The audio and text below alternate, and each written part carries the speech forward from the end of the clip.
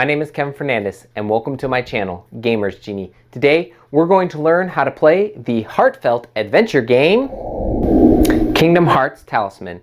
This 2 to 6 player game designed by Robert Harris, Kami Mendel, and Elisa Teague, and published by USAopoly. In this game, you take on the heroes of light and try to defend it against the ever-glooming darkness sent by Ansem, Seeker of Darkness. Will you and your friends be able to succeed and seal the door to darkness? Or will it overtake the worlds and to destroy what's left of the light? Find out as we go to the table and learn how to play Kingdom Hearts Talisman. Unfold the board and place it in the center of the playing area. The adventure cards, colored blue, and this is what the back looks like, are shuffled and placed face down beside the board, and that'll be off camera. Place the adventure card tokens near the cards. This is only some of them. The spell cards, color purple, are shuffled and placed face down by the board. The Keyblade cards and item cards are sorted by type and placed face up beside the board. And there are more item cards. I had already pre-organized them, and they're off to the side of the camera.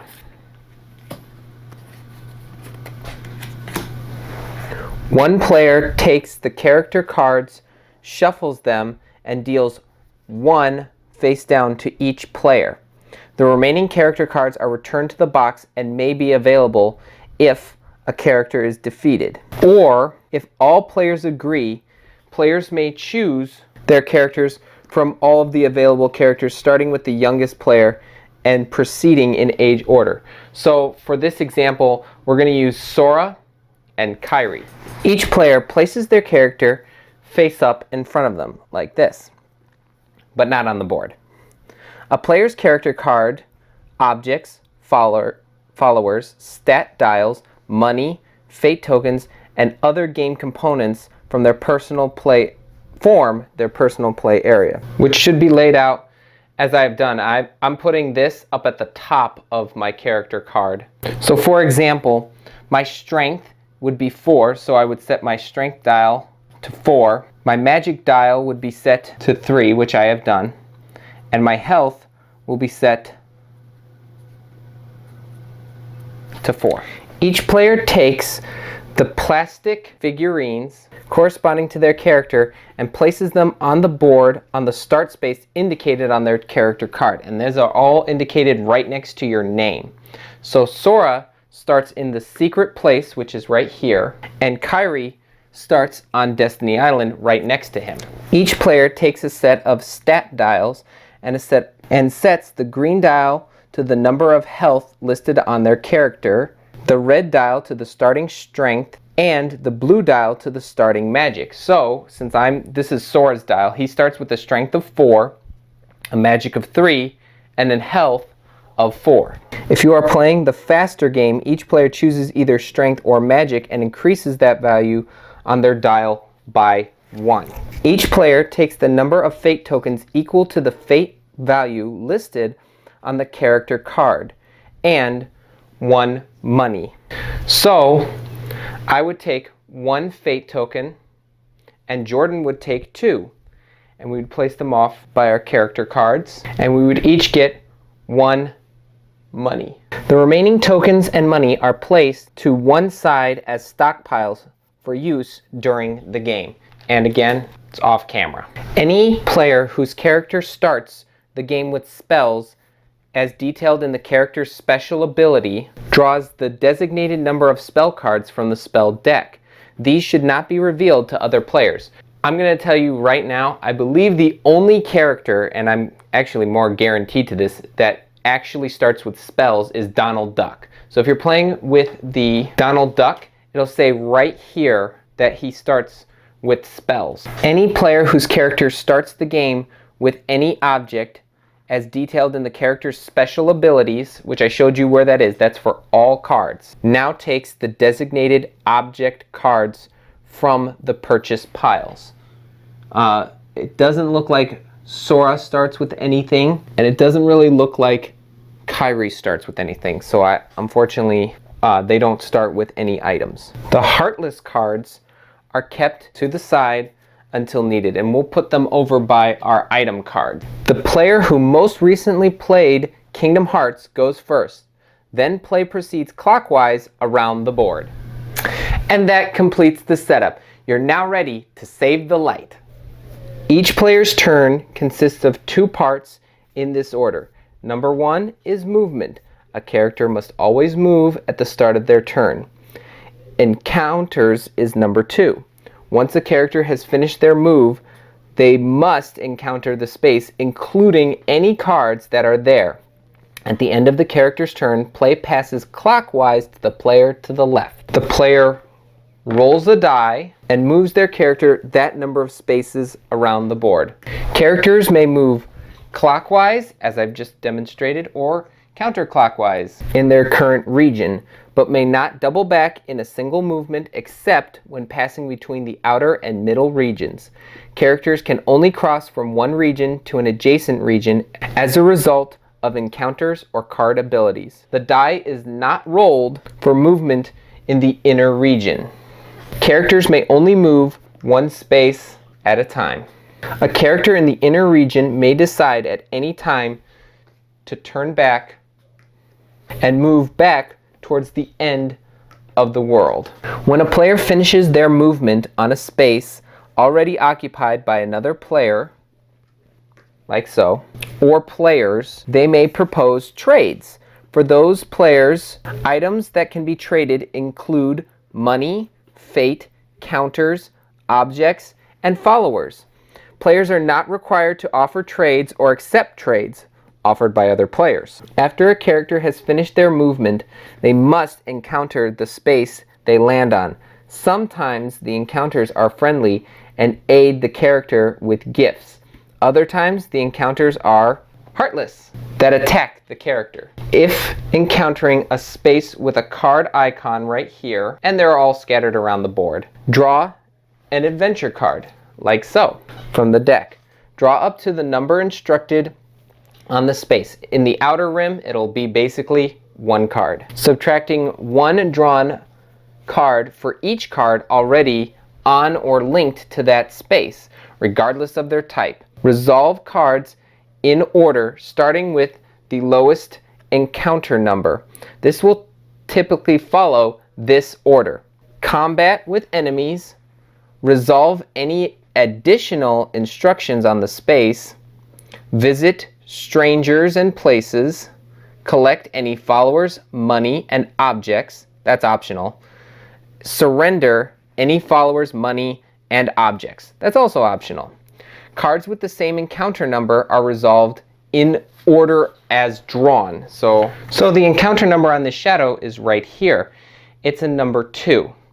But if we had another Heartless, say this invisible Heartless right here, this has a 2 as well. So since this one was drawn recently, this one would be second. For the outer region, adventure cards are placed next to the board, adjacent to the space where they are encountered. For the middle and inner regions, our adventure cards are placed near the game board, and a pair of matching adventure card tokens is placed with 1 token on that card and 1 on the associated space on the game board, linking the 2. So what that means is, let's say I drew that Heartless when I was in Deep Jungle. Then I would take this link token right here and place it on the Heartless. I would then take its partner and place it on Deep Jungle. If the instructions on the adventure card cause it to be placed elsewhere, it does not affect the character who drew it at the time. Combat occurs when a character encounters an enemy, like Sora just did. The type of combat is determined based on the statistic, basically strength or magic, indicated on the enemy card. Combat against enemies is resolved in the following steps. Number 1 is evade. The character first declares if they are using a spell or special ability to evade. If not, then combat takes place. Number 2, any spells, objects, magical objects, or abilities that player wishes to use to affect a character's strength or magic must be implemented before the attack roll is made. Characters may only use one weapon object per attack roll unless other abilities allow for multiple weapons to be used. If another character is on the same space, the attacking player may ask for help to defeat the enemy. The active player rolls one die and adds the result of their character's strength or magic depending on the type of combat that is occurring. Another player now rolls a die for the enemy's attack and add this to the enemy's strength or magic. This total is the enemy's attack score. If the character's attack score is higher than the enemy is defeated, and the player collects the enemy card. If the enemy's attack score is higher, the character loses the combat and loses 1 health. Use of an object, spell, or special ability may prevent this, but for strength combat only. If the attack scores are equal, the result is a standoff and there is no effect. If the character loses or the combat ends in a standoff, the character turn ends immediately. When comparing attack scores, the active player may pay 1 fate token to re-roll their attack roll if they wish, in which case they must accept the new result and use it to recalculate their attack score. Players may not use fate tokens to re-roll enemy attacks, so I use my fate token and I re-roll. It's 6. I would have to accept that. When a character defeats an enemy, they keep the enemy card to track their trophies. A character may exchange these trophy cards at the end of their turn to gain either strength or magic, which is recorded on the appropriate dial, which I showed you earlier in this video. A character gains 1 strength for every 5 points of strength, or 1 magic for every 5 points of magic. Marked on the trophy card, they turn in. So what that means is this is worth 1 strength right here. It's on the card. If you had enough, say combining it with this Heartless, that would be 8 strength, which would then increase Sora's strength by 1 when discarded. Trophy cards exchanged are then placed on the adventure card discard pile. Access strength or magic points on the trophy cards above a multiple of 5 are lost. So, like I said, that was 7, 8. Those extra points, those extra 3 points, they're gone. Objects and magical objects are considered to be objects. Any object card characters have are placed below their character card and must be kept face up. No character may have more than 4 objects unless they have an accessory slot pack. And this is what it looks like right here. Or Huey or Dewey or Louie. Any character acquiring more than 4 objects must be decided on which to keep. The remainder is immediately placed face up on the character's certain space. Money and fate tokens do not count as objects. Objects with the weapon or armor keyword, like this Dream Rod right here, increase a character's fighting or defense abilities. A character may only use 1 weapon during an attack unless their special abilities state otherwise. During the game, characters may acquire followers as a result of encounters. All followers accompanying a character are kept below the character card and must be kept face up. A character may have any number of followers. Any followers that are lost in any way are placed on the adventure card discard pile. A character may surrender any of their followers or objects at the end of their turn by leaving them face up in the space they occupy. Characters may acquire any spells from the spell deck if their magic is sufficient to permit this, as indicated in the table in your rule book. But you can check that out for yourself. If at any time a character has more spells than their magic allows, the player chooses which spell to discard. Spells cannot be discarded unless the character has more spells than their magic permits. The only other way to get rid of a spell card is to use it. If the spell deck is exhausted, All the discarded spells are shuffled and placed face down to form a new deck. Spells are kept secret from other players. The effect of each spell and when to use it is detailed on the individual spell card. A player may use any number of spell cards from their hand on their turn. However, they may only use one spell during another character's turn. Spells are always resolved immediately when played or when encountered on the board and are discarded once used. The last space on the board is the door to darkness. The last space on the board is the door to darkness. The first player to reach the door to darkness space rolls a die to seal it and gains victory points equal to the die roll. So since I rolled a 6, I would get 6 victory points. This die roll may be re-rolled by using a fate token. Once the door is sealed, the game is over and the player with the most victory points wins. To find that out, just follow this little tidbit on how to score. I do want to point out one thing before we move on to scoring. You do need a Keyblade card in order to enter the door to darkness and roll for your final score. Depending on which region your character is in, you can gain nothing, 1, 3, or 5 victory points. You will also gain bonus victory points for each follower, spell, object, and magical object.